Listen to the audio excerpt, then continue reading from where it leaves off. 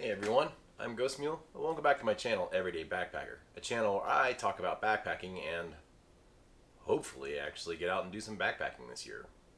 Not been a good one out here in Montana this year. And today I'm coming at you in super wide angle because I'm going to talk to you about how I do battle with my lifelong evil nemesis, the sun. In case you haven't noticed, I'm a ginger. And if you haven't noticed, you should probably go to the eye doctor. Now, as a ginger, or more accurately, a fair-skinned redheaded person, I have done battle with the sun pretty much my entire life. Also, those of you out there that used to shove us into lockers, we still know who you are.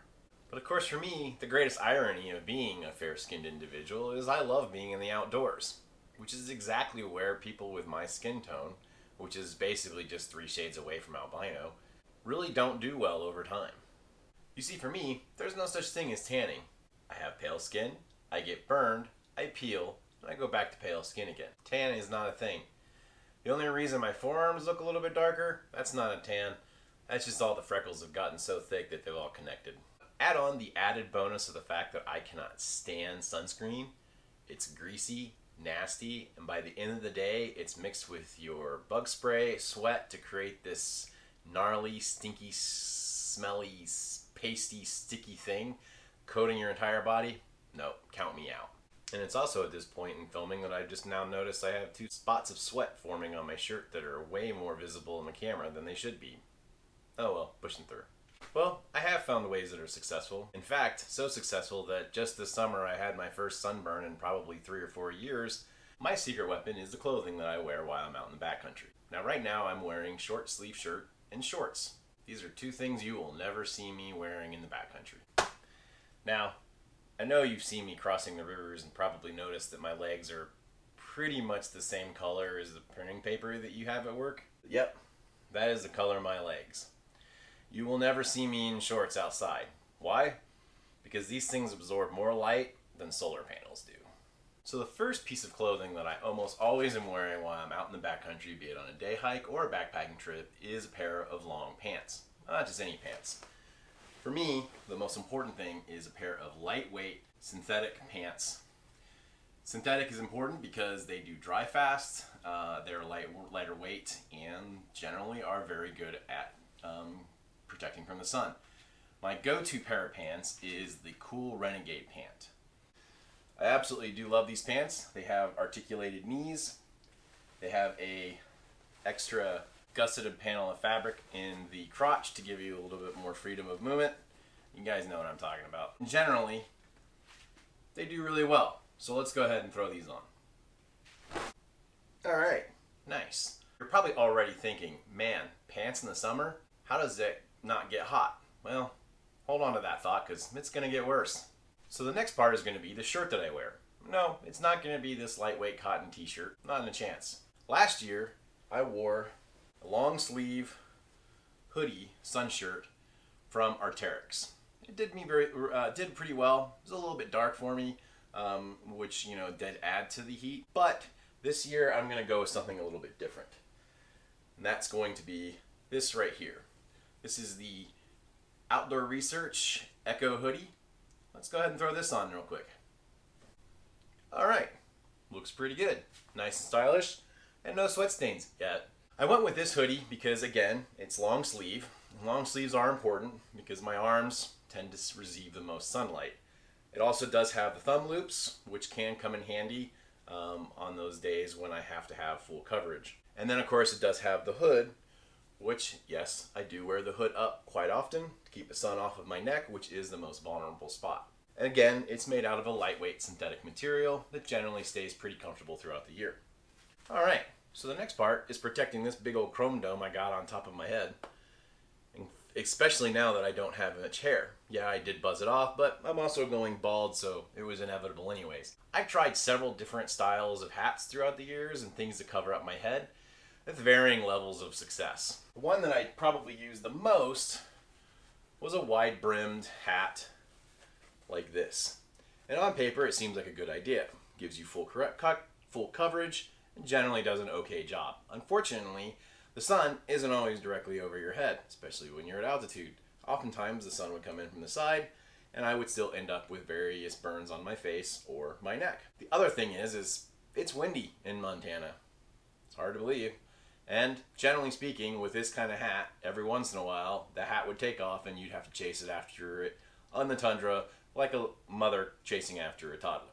So the other hat that I tried after using this one, that I thought would be the next best thing, was an outdoor research cap that had one of those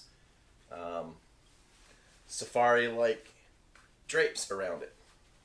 Seemed like a great idea. Full coverage of the neck, coverage on the sides of the face, build to cover up the face, nose. Seems great, right? Well, it does when you're standing in an apartment with, again, no wind. Oftentimes, the wind would blow the skirt up, stop laughing, and create exposure, which over time still led to me receiving some sunburn. And so again, great idea if it's not windy, but it has its limitations. So the hat that I'm going to go with now is just a simple outdoor research baseball cap. Now I know what you're thinking. How in the hell is that going to cover more than those? It doesn't. That's where the hood comes in. Yep. This is how you oftentimes will see me out in the exposed sunlight on the mountains. Believe it or not, it works pretty well. Full coverage in the back. It doesn't blow off my head. The hood actually keeps the hat on so it doesn't blow off my head. And generally speaking, it does cover most of my face. And there's some still exposed, and I'll get to that here in a second. But again, this is how it goes. I know what you're thinking. Looks pretty hot. It is. Alright, so I'm looking pretty covered. Most things are covered pretty well. I'm pretty excited about it. There's just one thing missing. These guys. These guys get neglected a lot, and I have certainly neglected them over time, which is why I have some sunspots on my hand, and they're frankly a little bit weather worn. But the last couple of years, I found a way to fix that. These Outdoor Research Active Ice Sun Gloves. They're fingerless. They have a material that absorbs the moisture as you go and then evaporates it, which creates an active cooling effect. And they also have an extended cuff, because I do like to wear my shoulders sleeves kind of up a little bit, and so that does minimize the amount of exposure. These look warm. They're actually really not. They do a really good job of keeping your hands cool, and I definitely highly recommend them, especially up in the mountains, because the sun can get really, really intense on your hands. They're always out. They're never covered by anything, and it's very easy to forget the hands. So I'm fully covered, right? Generally speaking, this is normally what I would wear in the outdoors when backpacking. Yeah, it gets a little bit warmer than your average shorts and short sleeves, but it's something that I have gotten used to, and frankly, for me, I would much rather deal with a little bit of uncomfortableness with that than I would the uncomfortableness of having my skin get burned, which is not only irritating, uncomfortable, and general nuisance, but can also be really, really bad for your health. Alright, we're almost done. Just a couple more accessories that sometimes I do use in conjunction with this to help me make sure that I am not going to get burned when I'm in more exposed areas, on top of a mountain, above tree line, in a snowfield, things like that. One of the big ones, of course, is sunglasses. I prefer the ones that are wraparound because, one, I'm a child of the 90s and I still think they're cool, but also because they definitely protect all around, and so I don't have any sun blindness that can come in from the sides.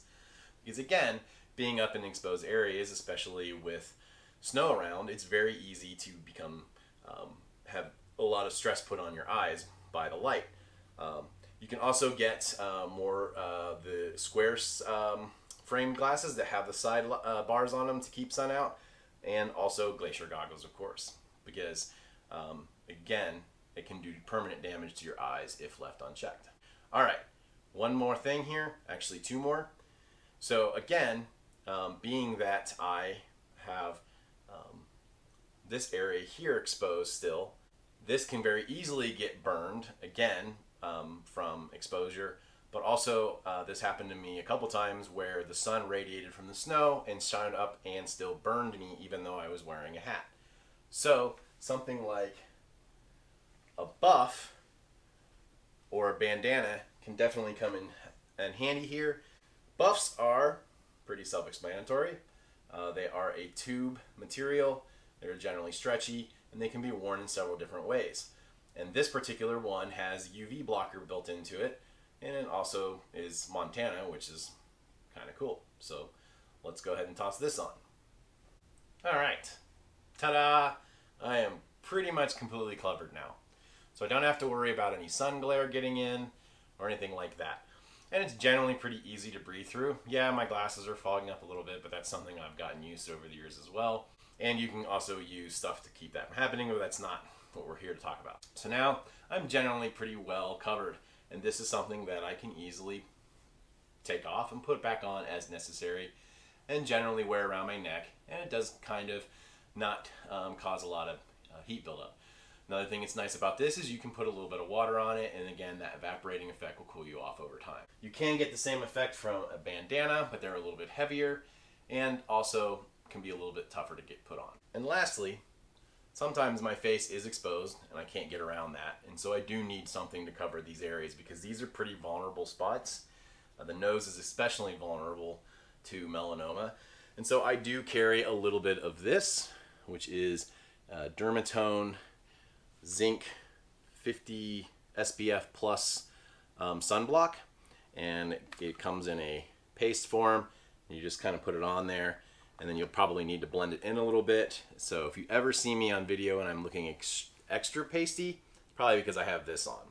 I don't really enjoy wearing it, but again, if it's difference between this and having to be treated for melanoma, I'm going to go this route. That is the links that I go to make sure that I don't absorb too much sun while I'm out in the backcountry, because as a fair-skinned person, it's something I have to deal with a lot. Some of you might be wondering why I would go to this extreme to keep the sun off of me. It's just a little bit of sunburn. Yeah, sure, it's annoying, but it goes away. Well, to that I have to say that, ironically, just today I found out an old friend of mine has been scheduled for brain surgery to remove a tumor from his brain that is directly a result of him being treated for melanoma. It's a very serious thing, and you need to be very careful with it. And that's it. So now you understand why I oftentimes look really silly in my videos, other than just having a silly face. What are some techniques that you use to keep the sun off of you while you're enjoying the backcountry? Leave those in the comments below. And as always, keep hiking on.